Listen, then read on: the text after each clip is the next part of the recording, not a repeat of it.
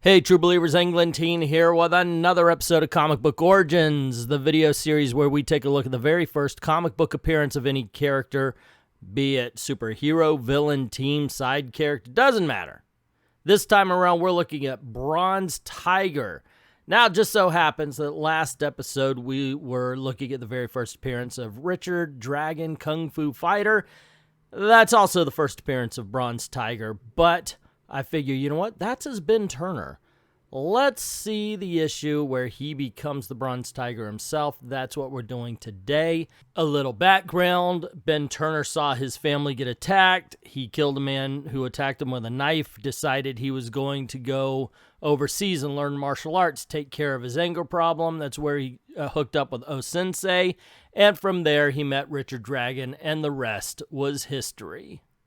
And I would like to thank Jay Sorensen for commissioning this video. Go on over to Ko-Fi. You can commission a video, although I do have to tell you I am behind, so expect a little bit of a delay.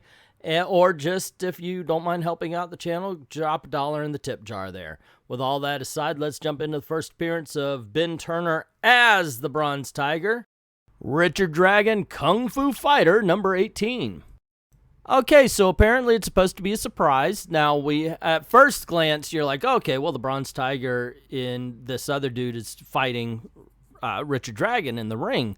It looks like the Bronze Tiger's going after him. That's why I think so, but he obviously doesn't know who the Bronze Tiger is because it says his dragon won or lost, and will he live to learn the secret of the Bronze Tiger? So let's open the door and find out exactly what this means. And coolio, we are opening up on an old-fashioned splash page. Schooled in the wisdom of the East, master of all the martial arts, he is Richard Dragon Kung Fu Fighter. It begins with an ending, the violent wrenching apart of the dearest of friendships, and ends in a moment that will forever be. I'm literally looking at the words right here, guys.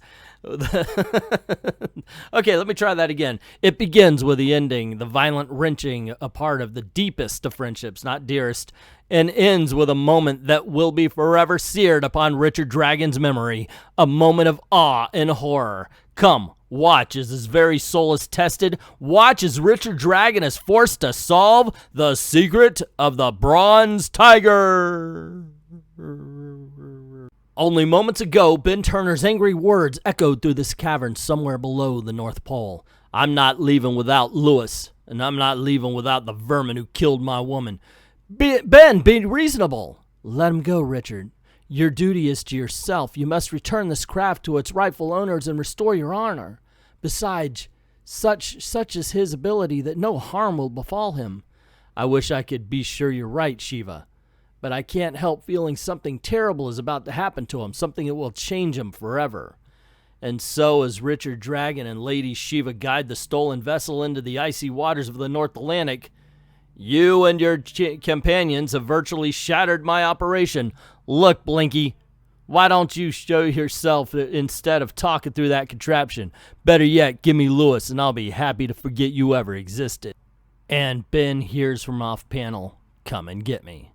And even though Ben knows that it's a trap, knows that the man who's egging him on is surrounded by other martial artists, he rushes forward anyway.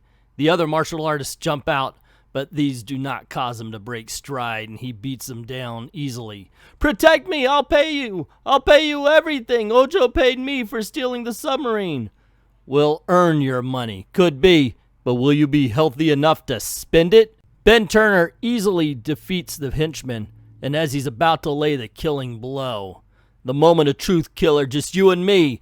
You're forgetting me, Ben Turner. No, I'm not, only I figure you don't count in this. You are mistaken. I am most important. I am he who will shape your future. Slowly, the life seems to drain from Ben's face. Tension melts from his body as the floating eye hits him with a ray, and with a tiny gasp, Ben Turner collapses.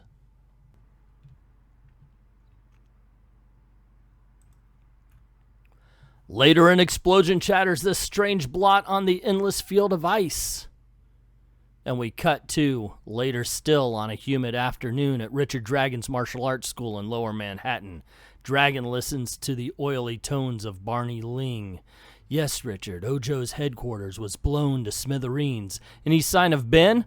Unfortunately, no, a pity. He should have left and taken your advice while he could. But then wisdom never was Turner's strong point, eh? Listen, Barney, Ben was doing your dirty work at my request. If anything happened to him, we're both responsible. Now get out of my house. Get out of my life. I don't want to see you. And a saddened Richard drops his shoulders. I don't want to see anyone. Meanwhile, in a state prison yard, we see a guard approach a criminal named Sligo, talking about how, oh, you're good at that karate stuff. You think that makes you tough? And the guy basically kills him. Snaps his neck with some karate chops, throws him to the ground. This attracts the attention of a man named Harkness, who says he could get him out of prison to join a martial arts tournament. Then we cut to Richard Dragon, where basically Shiva, I think her name was, is lecturing him, talking about how he's not living his life, not paying attention to his students. Look at you, your muscles are lax, your eyes are dull, and you've become a travesty of your former self. She knows he blames himself for Ben's death, tells him to stand up, and when he does, slaps him, and then says, you could have easily have dodged my fingers at one point in time. And he's like, oh, get off it, Shiva. Are you here merely to torment me? No, my sources in the world of crime report there is soon to be a tournament of the Tiger. The killing tournament, I've heard of it. A contest for renegade martial artists. Yes, staged for the enjoyment of those who rule the mob. The winners are rewarded with money. The losers, they are crippled or worse. Why are you telling me? You can participate. You can halt this evil if you choose to be a man again. See, the real truth here is that women say, oh, I want a sensitive man. But if you cry too long, they will disrespect you. Hands down. She even mocks him as she starts to walk away by saying, of course, if you'd rather mope. No, give me what I need to know, and I'll do what I can. You realize you're badly out of condition. You may not survive. You may not win. It's a chance I must take. That night, at an abandoned gymnasium on Manhattan's West Side, Dragon, using an assumed name, hears an order. Get ready to fight. When you get a shot at the big money. Who's the third guy in the ring? And we see the Bronze Tiger, ladies and gentlemen. First appearance. Him. He's acting as referee, calls himself the Bronze Tiger.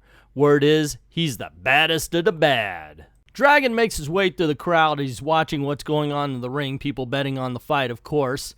And when it starts, Sligo from the prison knocks down his opponent immediately, who yells, oh, he cheated. This angers the Bronze Tiger, and he stomps on him, saying, there is no such thing as cheating. Then the Bronze Tiger notices Richard Dragon in the audience. You, come! Ew. And the guys start going, I'm betting 10 G's and a ticket to the Mets game on Sligo. You're covered. And then the Bronze Tiger yells, begin! And Dragon and Sligo circle each other. He's in sharp Sioux posture, a kneeling stance. He's getting ready to punch. But no, a kick comes. I was wrong. He kicked powerfully. I barely managed to remain standing. He isn't giving me time to recover. If I hadn't moved my head, his fist would have broken my jaw. My arm numb from fingers to shoulder. I'm weaker than I thought, and I'm up against an expert, says Dragon. Sligo easily knocks him down. But then, every fiber of his body screaming in agony, Richard Dragon arises. Hurt, I can't go on. His hand strays to the jade dragon's claw at his throat, and he remembers the wisdom of his teacher, the legendary O-Sensei. The superior man welcomes pain as a brother, for pain can show him his worth. If you do not learn to master your pain will be your master. As a summer breeze crosses a pond, a great calm crosses Dragon's face, a signal from the Bronze Tiger, and a shoot-o block, a second, and suddenly Dragon takes the offensive, pivots like a whirlwind, and with an impact that could be felt throughout the arena, with a heel as tough as a tungsten, Dragon strikes. As his opponent lies flat on the mat, Richard Dragon begins to walk away when Bronze Tiger says, wait, you willing to try me, dude? If you like. Instantly, Dragon recognizes his masked foe as a master. A hush falls on the crowd. Slowly, careful, as cats, they circle. But then all of a sudden, there's a raid. This is a raid, yells one of the cops. That's funny, I thought it was a bullhorn, yelled the narrator. The cops fire tear gas, and quickly Richard Dragon and the Bronze Tiger catches him, but much like Bobcat Goldthwait in Police Academy 2, they don't release them? What's up, man? They're just sniffing. Whoa, that's so awesome. Well, the crowd realizes that Richard Dragon's the only one that they don't know around here, so, hey, he must have been the one that tipped off the cops. And he's like, dude, I'm not here to tip off the cops. I need to get my prowess back. But they draw guns, so responding automatically to the threat, Dragon begins the dance of the serpents and the gunmen are confounded. He's moving so strange I can't get a beat on him, and we see the Bronze Tiger leaping into action. Richard Dragon sees the Bronze Tiger take out the crooks, wondering why he's helping him. But then Richard Dragon sees also that the cops are chasing him. And Bronze Tiger is getting to a rope, motioning to Richard Dragon to jump. And like rockets, the pair continue their upward motion, swinging towards the skylight. But there's more cops on the roof, figuring that some of them would have had to have gone to the roof to try to escape. Richard Dragon jumps into action. He's obviously confused. He might shoot without wanting to. So, a nerve pinch. Oh, the cop screams, my arm, it's numb. It's as if time slows. Dragon turns and sees the tiger executing an expert judo throw, sees the officer's flailing arms strike the Bronze Tiger's mask, and the mask bouncing against the rooftop. For what seems an eternity, Richard Dragon stares at the tiger. Silence stretches between the two men. When the tiger pivots and vanishes into the shadows, leaving Dragon stunned, unable to move, unable to think. For an instant earlier, he had gazed upon the face of the Bronze Tiger, the face of Ben Turner. And suddenly he understood what Ben was telling him, that he had proven himself, redeemed himself from despair, and now at last, perhaps, there could be peace. Fini. So there you go, gang, the first appearance of Ben Turner as the Bronze Tiger. And if you go back and you check out the comic book origin of Richard Dragon, you'll see his origin story, as well as the first appearance of Richard Dragon. I think they're actually pretty, this is actually improved over the first book. The first appearance of Richard Dragon, I have to say. I kind of want to do is Richard Dragon Kung Fu Fighter really that bad or really that good, just to see what happens in the middle there, because this is the last issue. So that's what we got here, gang. The first and the last issue of the series.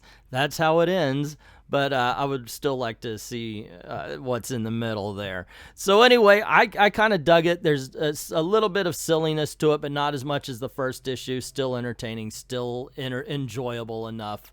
So there you go, gang. Let me know what you think in the comments below. Don't forget to click like, share, subscribe. Ring that notification bell if you haven't done it already. And make sure that your notifications are set on all for Google and YouTube.